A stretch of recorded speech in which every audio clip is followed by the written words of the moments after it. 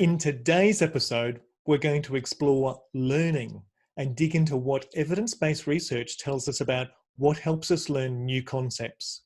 As we were developing this episode, we were initially thinking about those people who attend our workshops or forums, but much of this material is applicable if you're doing some part-time study yourself, or if you have children or friends doing more formal study at school or university. We hear lots of people talking about all kinds of things when it comes to improving our ability to learn.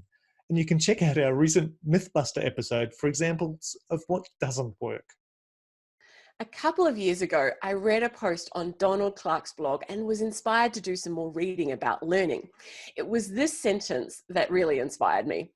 Learners are delusional when it comes to judgments about their own learning. We'll put a link to that blog in the show notes.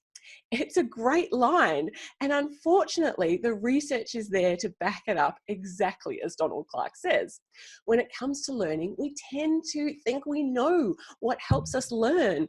All-nighters, anyone? Cramming, rereading and highlighting textbooks? Maybe it's just me, John, but it was eye-opening to start reading some of the research and to realize that I had been studying wrong all my life. I could be exaggerating. But seriously, let's go through 5 things that help people learn, starting with 2 that have the most support of all from research. John, take it away. Thanks, Denise. And don't worry, many of us have fallen into that trap. There are 2 things that learning research has agreed upon over the decades: spaced practice and retrieval practice. Let's look at spaced practice first. As the name implies, this is distributing your learning over time. So stop thinking you can learn it all at once and then it's magically caught inside your head. So as we now know, Denise, cramming the night before the exam isn't an effective learning strategy. Instead, we should revise the material over time, such as after 1 day, 1 week, then at 1 month, 3 months, and then at 6 months if we really want it to sink in. In the context of exams, the research shows that the benefits of spaced practice kick in after a delay. If you plan ahead and do the spaced practice, ideally you'd then sit the exam a day or 2 after the last time you've practiced.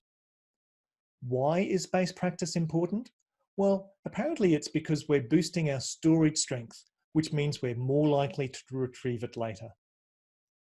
The second element is retrieval practice. This is about recalling information over and over again, but spaced out as we outlined a minute ago.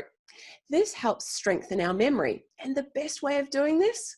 By doing tests. Ugh, this bit isn't quite so good, but remember, we're delusional about our learning. So there are lots of different ways of doing this, but one is writing questions on palm cards with the correct answer on the back, perhaps just as a list of bullet points. Testing allows you to practice retrieving information in the way you would during the exam. If the exam asked you to highlight the important elements on the page, then highlighting the sentences in the textbook would be useful, but unfortunately that's not how any of the exams I've sat have actually worked. So we need to practice for what we'll be asked to do during the exam. A series of quick practice tests can force us to practice getting that information back out of our head. And the results are clear in the research. This does help people learn. That sounds so true, Denise. It's fascinating to hear what actually works. There's a couple of key resources which are well worth having a read through. The first is a book called Make It Stick: The Science of Successful Learning by Brown, Rodriguez, and McDaniel. I remember you asking me a few years ago if I'd read that, and I confidently said yes, and that it was one of the best books I've ever read. But then, as you started to then talk about the principles, it dawned on me that I'd confused that with the Made to Stick: Why Some Ideas Survive and Others Die by the Heath brothers. Anyway, I then bought the one you'd suggested and found it full of really useful information. The second resource is a book called Understanding How We Learn, a Visual Guide by Weinstein and Saraki. As usual, we'll put links into these resources in the show notes. So we've covered spaced practice and retrieval practice. Now I want to touch on a third idea, interleaving, or mixing it up. This is basically switching between ideas or types of problems instead of single-mindedly focusing on one thing for too long. Again, the research is clear. And you switch around even before you've completely covered one topic or before you think you've got it. It makes your brain work, and that's great for learning. An example is that if you have a process of 10 steps you're teaching people, typically you would start at 1 and work through to 10. Interleaving means maybe practicing step 1 a few times and going to step 3, then step 7, and so on. Basically building a series of exercises that circle round the key skills. The thing with this is that it feels slower to learn and people don't necessarily like it. But remember, the research says that it is effective, so you do need to stick with it. The fourth idea is elaboration. This is embracing the difficult and trying to come up with the answer yourself without being told it. The key thing here is you have to know some of the background or skills to be able to try and come up with the answers yourself. As long as you get corrective feedback when you've taken a wrong turn, forcing your brain to work leads to more learning in the long run. An example is when you're learning a new concept, take the time to stop and ask yourself questions about how and why things work. In the Understanding How We Learn book, they give examples of using how and why questions. One is learning about the Pearl Harbor attack. The questions are, how did this attack happen? Why did this happen? What was the result of this historic event? And why is this event important? The goal is always to help you explain the main concepts of whatever you're learning. And a fifth idea is that of always seeking feedback. This is one thing that has stood out for me, primarily because I tend to think of feedback as being negative, like the grade from a test or an exam. But what the learning research says is that seeking corrective feedback helps you learn. An example in the book Making It Stick talks about working alongside a more experienced partner. And there's lots of ways that happens in the world, such as first officers flying planes with captains who are more experienced pilots, alongside them. And I've been thinking about how to do this as an enabler of change.